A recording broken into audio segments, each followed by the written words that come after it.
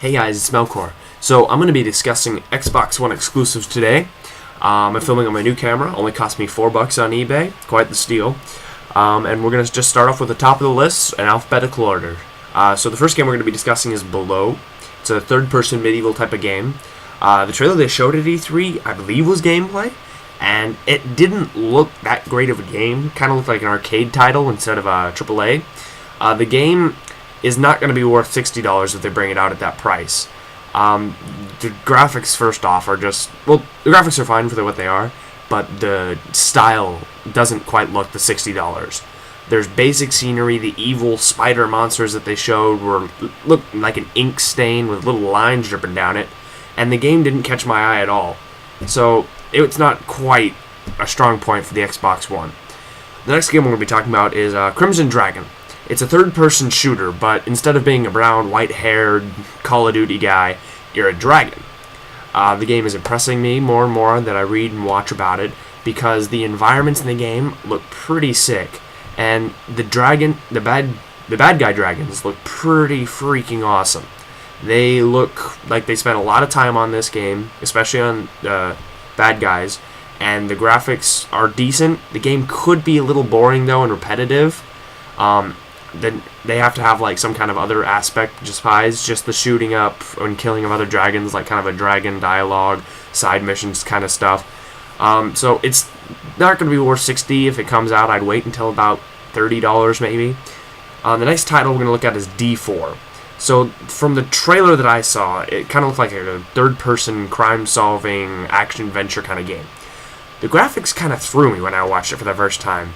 They didn't really look next generation, but that's just kind of the style that they had. And the graphics I don't really care about too much, but they were kind of odd to what other developers are coming out with. So the trailer didn't really catch my eye at all. So it's kind of a strange, bizarre world where the main character is heavily involved in the weirdness. I can't say if the game is going to be good, but I probably won't get the game at all. So the next one we're going to look at is Dead Rising 3, and I mean wow. Just wow.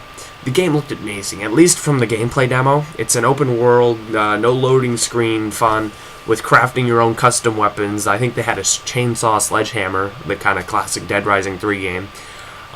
It's a zombie hack and saw, and it's pretty much what the previous installments were, with more zombies, more guts, more weapons. So that game is definitely going to be worth the $60, and I look forward to playing it. And we get to the biggest disappointment: Fantasia Music Evolved. I'm not going to be fair, I'm unbiased, because this game looks like a flaming ball of crap. Well, it's a music game that uses your hand motions, at least what they used in the demo, to control the band and how they play. And there's certain points where you get to pick instrumentation solos, and a little example of what she was looking like. It was,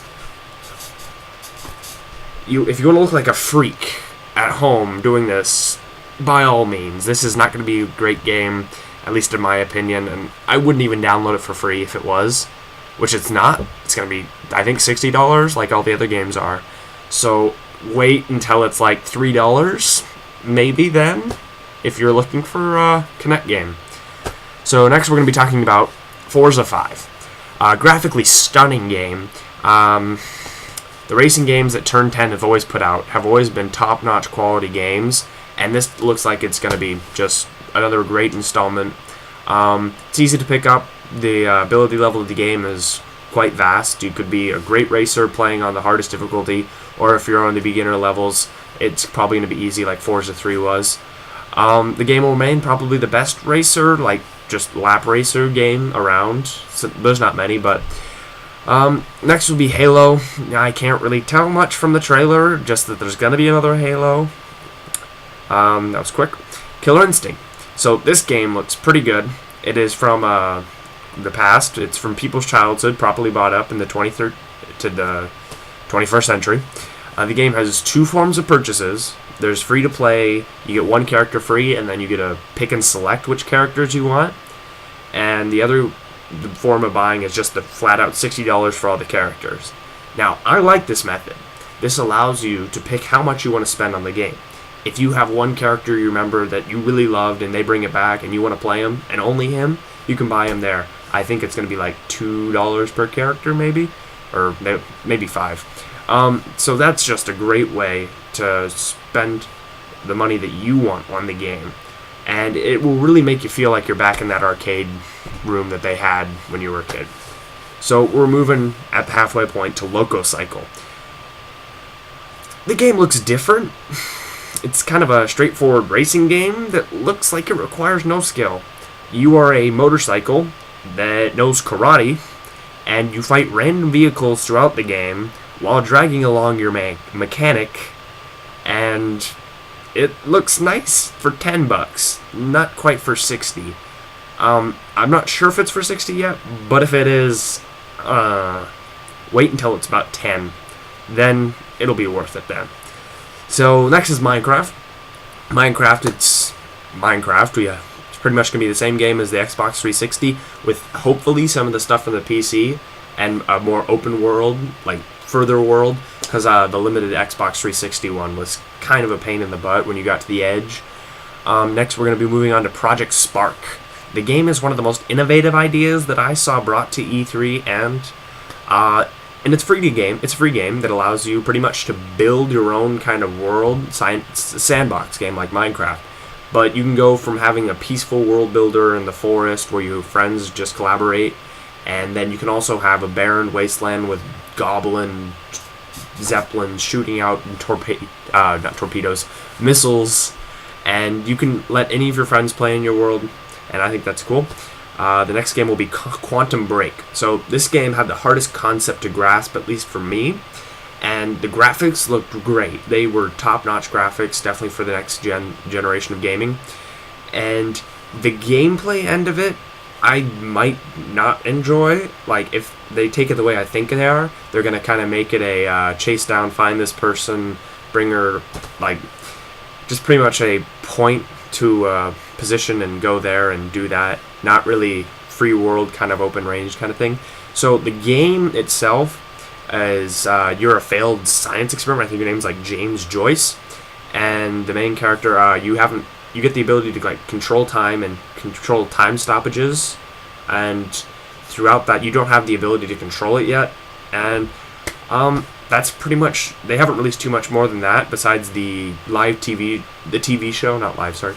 The TV show aspect of it would be nice because it brings in the benefits. They said that there's some stuff hidden in the TV shows, and that just gives more incentive to watch the TV part of the Xbox One. And I wouldn't buy it unless it got closer to $20, and I recommend that you would wait to that point as well. Now we're getting to my favorite 3 games, starting out with Rise. Rise is you're a Roman general that's just fighting everyone, third person. It kind of looks like a QTE off what their gameplay trailer was, and it's not from what they said. They said that's a bonus XP, so you don't have to do the quick time events, and you can just hit X and Y and hack and slash all you want. It looks very simple, because it's just the X and Y. They might add like special moves, and they also brought in the Kinect on this one. So with the Kinect, you do voice activation commands. Like what they were doing is when the arrows were coming up, they said shields, and they brought up their shields all simultaneously, commanded by you, the player. Next, we're going to get to Sunset Overdrive. So the game is made by Insomniac Games, which was originally mostly Sony games until Microsoft picked them off. It looks like an MMO for the Xbox. They haven't released that much information, but it looked really cool from the trailer. It's kind of a screw around, make your own weapons, break everything games. They had a record player shooter, which, So the next game we have is Titanfall. Titanfall was the IGN's best game at E3, and rightly so. The game is a multiplayer-only exclusive game for the Xbox One. The developers figured that not enough people play the campaign, that it wouldn't affect the sales numbers if they dropped that part, and it would really benefit the multiplayer part. Now, I kind of like playing once through the campaign to kind of get myself integrated into the game before I start the multiplayer, but I kind of see where they're coming from this, and I'm still probably going to buy it because the multiplayer just looks fantastic. And so it's not. Some people saying it might come to the PS4, but that's not going to happen. The reasons why that it's not coming to the PS4 is, well, first off, Respawn said it wasn't, and the reason that they gave was thanks to Xbox One's cloud-powered system. So let me explain what the cloud is for you that don't know. The cloud is just pretty much a online service that any company can have. Microsoft's cloud is a computing service and a streaming service. So the developers can send the information to the cloud, and it's kind of acting like a second processor. And that's why the Xbox One is going to be as powerful as the PS4. The hardware specs compared to each other, PS4 wins.